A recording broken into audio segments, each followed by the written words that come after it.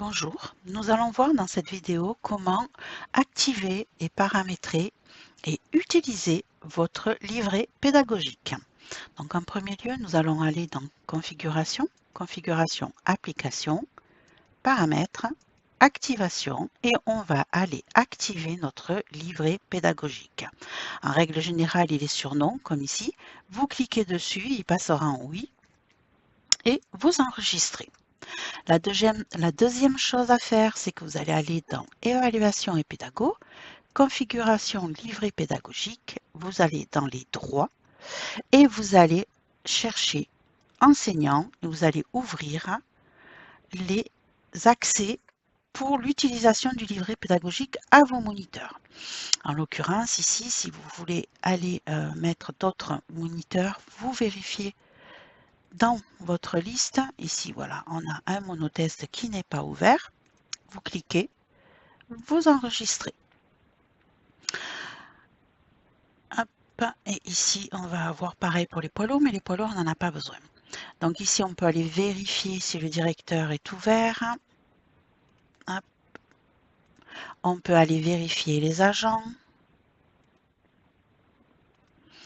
Vous pouvez, vous, en tant qu'administrateur, aller vérifier. Vous voyez, c'est ouvert automatiquement. Et ainsi de suite. Vous allez pouvoir aller vérifier que vos formateurs sont bien ouverts pour le livret pédagogique. Une fois que cela est fait, vous allez pouvoir ici retrouver les livrets que vous pouvez créer. En l'occurrence, vous pouvez créer des livrets pédagogiques B pour toutes les filières sauf les conduites accompagnées en boîte mécanique ou en boîte automatique si vous n'avez qu'un permis B. En l'occurrence, si vous avez créé un livret permis BA, vous pouvez le créer ici en allant chercher votre type de formation naturellement et vous pourrez mettre les filières boîte automatique comme conduite accompagnée. Une fois que vous avez présélectionné ceci, vous allez pouvoir ici récupérer vos livrets. Donc on peut avoir un livret moto. Donc vous voyez ici que vous avez des petites couleurs que vous pouvez changer à votre gré. Si vous voulez le réduire, le remettre. C'est vous qui choisissez les couleurs que vous désirez. Vous avez ici tous les sous-objectifs et vous pouvez créer en cliquant ici tous les sous-objectifs. Donc vous voyez, je les ai créés pour chaque étape. En l'occurrence, pour la première étape, j'ai coché, pour la première étape en étant en A, je n'ai coché que ces 3 critères et je les ai créés au fur et à mesure de chaque étape et j'ai validé ce que j'avais besoin au fur et à mesure. J'ai possibilité ici, en tapant dans le moteur de recherche, de rechercher certains sous-objectifs que j'ai déjà créés. Ou sinon, je peux en créer directement ici en tapant le sous-objectif et en l'ajoutant. Il se retrouvera automatiquement coché. Ici, test sous-objectif. Si j'en crée un ici et que je mets le plus, automatiquement, il va apparaître dans mon sous-objectif déjà coché. En l'occurrence, si je ne le veux pas dans ce sous-objectif-là, mais que je le veux plus loin, je peux le décocher ici. Je peux décider de qui peut avoir cet objectif ou pas. Je peux le désactiver, je peux le supprimer. Ici, vous allez avoir les remarques. Donc, vous pouvez rechercher des remarques. Vous pouvez ajouter des remarques. Ici, on peut mettre par exemple en cours d'acquisition. Et je pourrai le retrouver dans mes remarques automatiquement. Donc ici, je vais le décocher naturellement. Non, excusez-moi, je le laisse cocher, mais j'aurai plus qu'à le décocher ou le cocher dans mon évaluation, dans mon livret pédagogique. Ici, si je peux mettre, on va peut-être mettre à revoir. On va peut-être mettre ici, en l'occurrence, je veux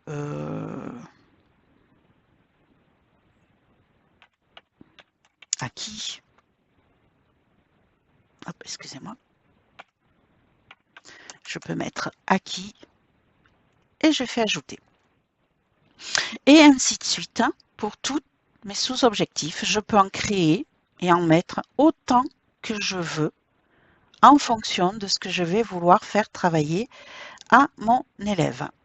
Hop, ici, vous voyez, si je vais sur celui-ci, hop, je n'ai pas les mêmes sous-objectifs de cocher, ça va être en fonction de ce que je travaille.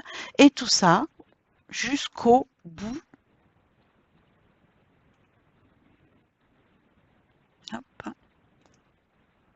Voilà, suivre un itinéraire.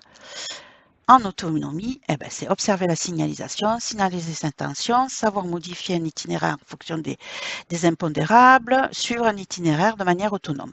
Voilà, ici, je peux ajouter. Ici, naturellement, j'ai toujours mes remarques.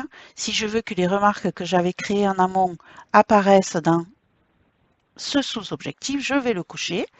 Et ici, ben, je vais pouvoir créer les manœuvres que je veux que l'on travaille sur cette étape. Vous voyez, je peux faire ce que je veux en fonction de mes besoins et de ma manière de travailler surtout. Voilà ici. Donc, je vais refermer mes étapes. Donc, on est sur le livret moto. Ici, je vais pouvoir faire les mêmes choses avec mon livret BA et mon livret B. Alors, la moto et le B sont totalement complets avec des sous-objectifs. Voilà. Et ici, sur le BA, on va pouvoir regarder ensemble pour continuer à créer nos étapes. Ici, en l'occurrence, donc je suis sur du livret B, un livret boîte automatique. Je suis sur ma 4e compétence qui s'appelle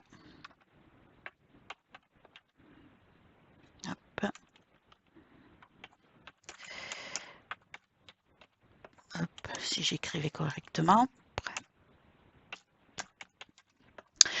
Alors, une conduite autonome, virgule, sûre et économique. Donc ici, je peux faire mon copier-coller pour ici et j'ajoute et hop, vous voyez, automatiquement, ma 4e étape s'est ajoutée. Je vais aller lui choisir la couleur qui me fera plaisir. En l'occurrence, allez, on va mettre du violet rose. Ok, ici, on n'a aucun élément. On va pouvoir ajouter les sous-objectifs. Donc, en l'occurrence, ça va être suivre un itinéraire, un itinéraire de manière autonome. Donc, pareil, hop. Et je l'ajoute. Donc ici, vous voyez, j'ai un élément. Si je déplie, j'ai suivre un itinéraire de manière autonome. Et là, je vais pouvoir créer mes sous-objectifs, comme je vous ai montré tout à l'heure, avec mes remarques et mes manœuvres au fur et à mesure qui s'ajouteront ici, qui se cocheront. Voilà comment vous allez pouvoir agrémenter et créer vos propres livrets pédagogiques en fonction de vos formations.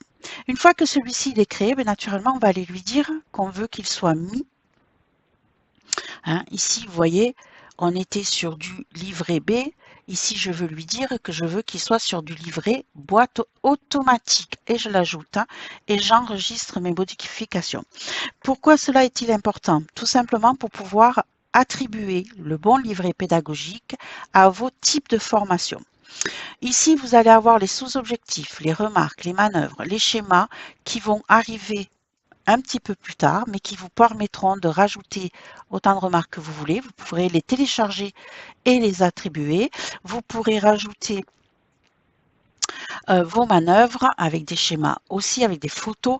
Et ici, vous aurez les schémas que vous pourrez télécharger aussi et les ajouter à votre livret pédagogique. Vous aurez même la possibilité de rajouter des petites photos pour montrer à votre élève de quoi vous parlez dans votre sous-objectif.